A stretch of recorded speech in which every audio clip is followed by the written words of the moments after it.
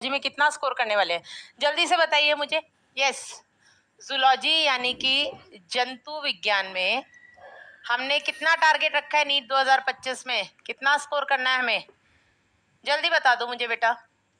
पहली class subject की orientation class भी होती है, तो यहीं पर मैं आपको कुछ छोटी छोटी सी चीजें बताऊंगी बेटा नीट 2025 में जो आपको जूलॉजी में। यस, अपने को 180 स्कोर करना है।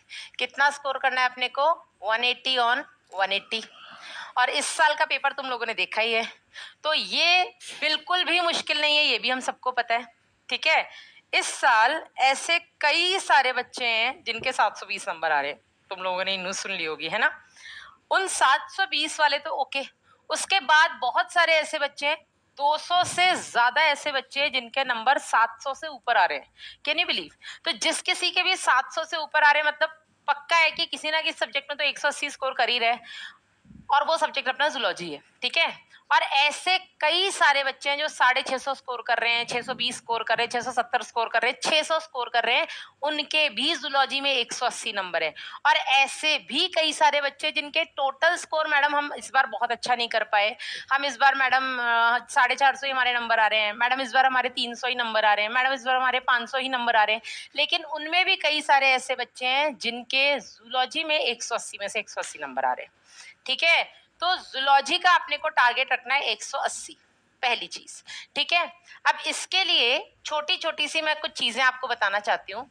अक्सर बच्चों को डाउट रहता है कि मैम, अच्छा एक बच्चा कह रहा है मैडम पेपर लीक हो गया था। पहली बात तो ऐसी एनटीए ने अब तक कोई खबर नहीं दी है। दूसरी बात, अगर पेपर लीक हुआ भी तो 35 बच्चों को मिला ना, जैसा बिहार की न्यूज आई है 35 बच्चों को ही मिल रहा है ना। यहाँ तो 500-700 इनफैक्ट हजारों बच्चों के 180 नंबर आ रहे हैं। कैसे? क्योंकि मैडम उन्होंने किताब लीक कर ली थी पूरी अपने दिमाग के अंदर। ठीक है, उन्होंने पेपर लीक उनको नहीं मिला था, उन्होंने किताब को लीक करके अपने दिमाग में रख लिया था। अपने को भी वही करना है। ठीक है, पहली चीज 170 तो मैडम मेरे आ रहे हैं, वाह, अगली साल अपन इसको 180 करेंगे। ठीक है, अगर आप फिर से ड्रॉप ले रहे हो तो। दूसरी चीज बेटा जो आप सभी के दिमाग में रहती है कि मैडम क्या हिंदी माध्यम वाले बच्चे नीट क्रैक कर सकते हैं? क्या हिंदी माध्यम में ऐसे बच्चे होते हैं जिनका नीट में सिलेक्शन होता है? तो मैं फिर बोलूंगी कि हाँ, कभी भी कोई भी माध्यम किसी भी कॉम्पिटिटिव एग्जाम का डिसाइडिंग फैक्टर नहीं हो सकता कि आपका सिलेक्शन होगा या नहीं होगा।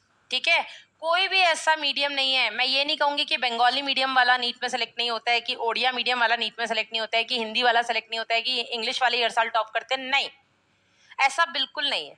ठीक है, तो ये आपके मन का वहम है और आपका खुद पर शायद डाउट है, क्योंकि अगर आपको खुद पर भरोसा है तो मीडियम कभी भी आपके सिलेक्शन में बैरियर नहीं बन सकता, कभी नहीं बन सकता। ठीक है, तो हिंदी मीडियम वाले बच्चों का सिलेक्शन होता है। इस साल ऐसे कई बच्चे हैं, मैं एक बच्चे का नाम भी ले लूंगी जिसका मतलब, ये मेरा पुराना बच्चा है, करण नाम है इसका। मुझे सरप्राइज एक दिन अचानक से मैसेज करता है व्हाट्सएप पे, उसके पास पुराना बच्चा है नंबर था।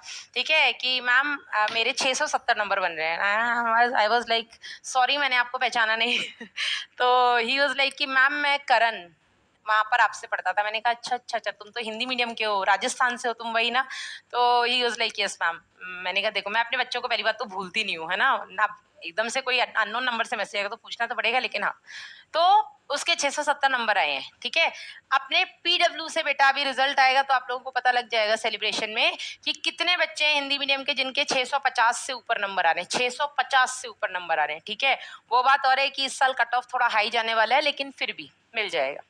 चलिए, तो अगर आप ये सोचते हैं कि मैडम हम हिंदी मीडियम वाले हैं और हमारा सिलेक्शन नहीं होगा, तो मैं आपको बता दूं बेटा, हिंदी मीडियम वाले हैं तो भी हमारा सिलेक्शन भी होगा और हमारी रैंक भी आएगी। ठीक है, ये चीज अपने मन में बिठा लो आज और अभी, कि हमारा सिलेक्शन भी होगा और हम अच्छी रैंक लेकर के सिलेक्शन देंगे।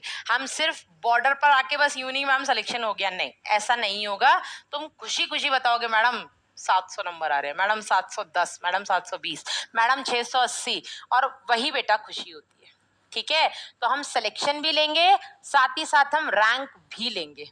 ठीक है, दूसरी चीज, एक और बात बेटा जो मैं यहाँ पर आपको बताना चाहती हूँ वो ये क्योंकि तुम लोग ना अभी भोले नादान परिंदे हो, मतलब बहुत ही ज्यादा नादान हो यार। मतलब तुम्हारे कमेंट्स देखती हूँ ना तो मेरे को बहुत हंसी आती है कि ये तो वो डाउट्स हैं जो हमारे हुआ करते थे 6th-7th क्लास में, है ना।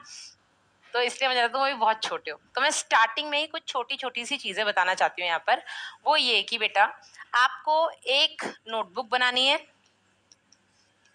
ठीक है, जिसमें हम क्लास के नोट्स लिखेंगे, पहली चीज, ठीक है।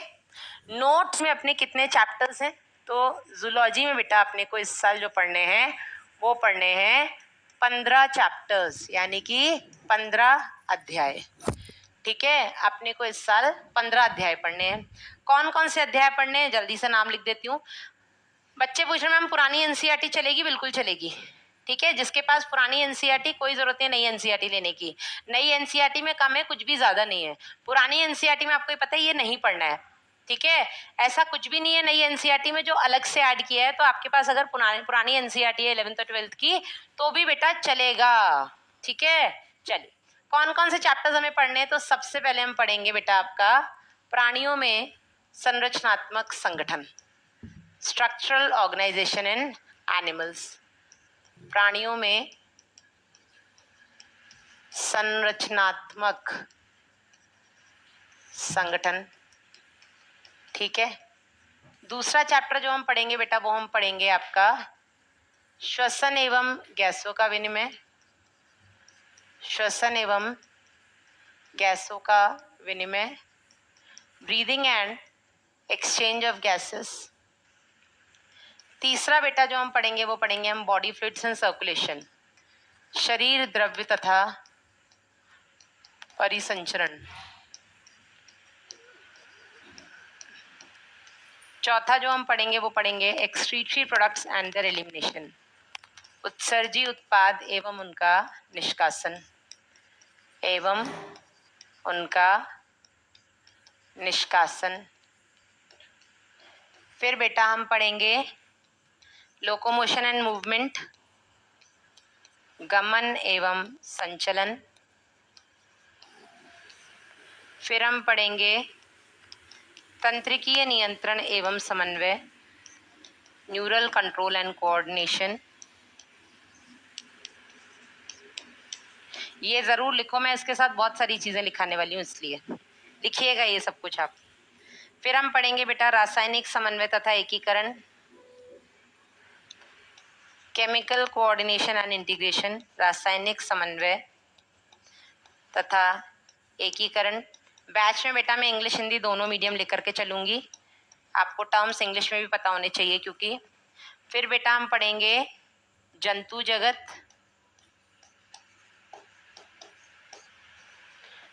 और फिर हम देखेंगे जैवाणु, बायोमॉलिक्यूल्स। ये आपके कक्षा 11वीं के अध्याय हैं, ठीक है। प्राणी जगत बोल दो, जंतु जगत बोल दो, यार एक ही बात है। चल इसके बाद होता है आपका कक्षा 12वीं का। तो 12वीं में सबसे पहले आ जाएगा बेटा आपका मानव जनन, ह्यूमन रिप्रोडक्शन, जनन स्वास्थ्य, रिप्रोडक्टिव हेल्थ, विकास, एवोल्यूशन, मानव स्वास्थ्य तथा रोग, ह्यूमन हेल्थ एंड डिजीज। फिर हम बात करेंगे बेटा जैव प्रौद्योगिकी, सिद्धांत एवं प्रक्रम,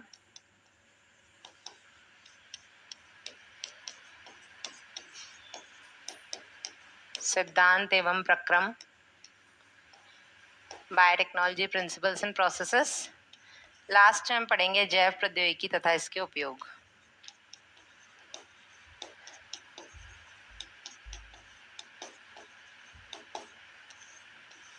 एप्लीकेशंस ऑफ बायोटेक्नोलॉजी, ठीक है। ये अपने बेटा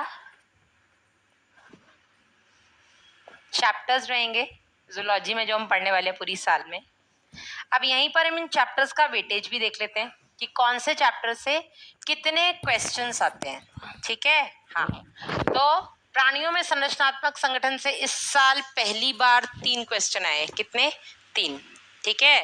वरना यहाँ से 2 क्वेश्चन आते हैं, एक जंतु तक वाले भाग से, एक बेटा आपके कॉकरोच से।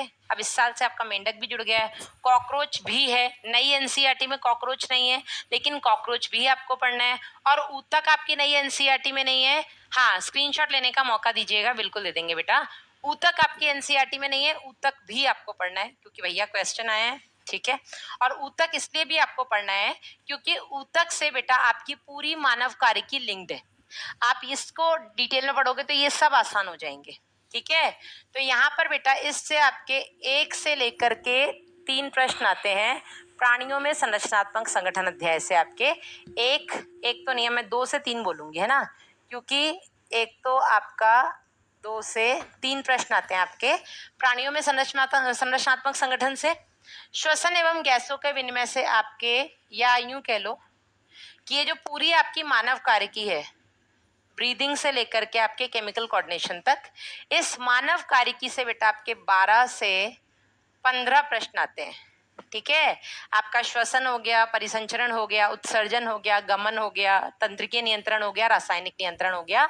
इन 6 चैप्टर से मिला के आपके 12, 13, 14 या 15 प्रश्न आते हैं। आकाश कह रहा है मैम एक चैप्टर रह गया है। कोई चैप्टर नहीं रहा है बेटा, पाचन वाला चैप्टर आपके एनसीईआरटी से हटा दिया गया फिलहाल, वो आपकी नीट से भी हटाया गया। इसके बाद बेटा हम बात करें जंतु जगत की, तो यहाँ से आपके 3 से 4 प्रश्न आते हैं, ठीक है। हम बात करें जैव अणु की, तो यहाँ से आपके 3 से 4 प्रश्न आते हैं।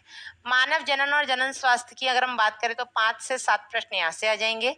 विकास से बेटा आपके 3 से 4 प्रश्न आएंगे। मानव स्वास्थ्य एवं रोग से 3 से 4 आएंगे। और जैव प्रौद्योगिकी इकाई से आपके 5 से 8 प्रश्न आएंगे। तो कुल मिलाकर के आपके 50 में से आपको तो 45 ही करने, तो लगा लो हिसाब। 3 हो गया, 15 और 3 18, और 4 22, 4 26, 7 26 और 7 कितना होता है यार, 33, और 4 33, 37, 4 37 प्लस 4 कितना होएगा, 41, और 8 49 क्वेश्चंस का बेटा मैंने आपको हिसाब दे दिया है, ठीक है। तो ये पहली क्लास में जानना आपके लिए बहुत जरूरी है, ठीक है। यस, जो 3.0 से उनके लिए उनका नमस्ते मैं स्वीकार करती हूँ। खुश रहो। जिस किसी को स्क्रीन